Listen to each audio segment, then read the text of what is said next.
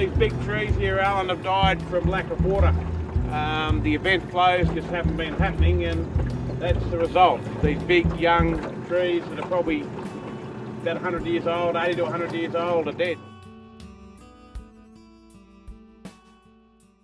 Over the last 30, 40 years, there's been a diversion of equity upstream. So let's say there's 90% of the actual flows are now diverted.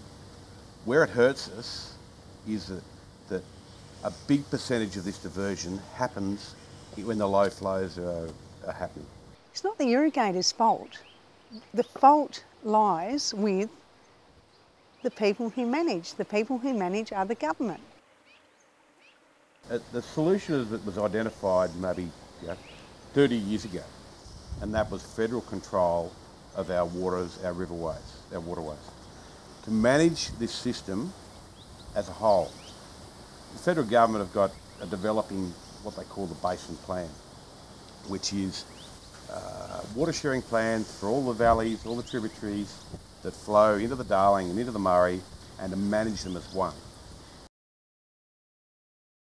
That's what the basin plan's about, I believe, is achieving this sustainable diversion limit, which is to achieve the end of valley flow. Yep. And government need to be strong. They've been barking around the fringe for 30 years. The irrigation industry have been very fortunate. It's been a successful industry, and they've been able to build up through levies money to lobby governments and to put data together that they can use to help arguments with government when new policies are developed. We get high flows like we have now. We've got 20,000, 30,000 megs here at Tilpa, I think, today.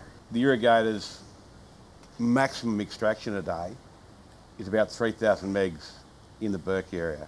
So they can take 10% of a particular flow.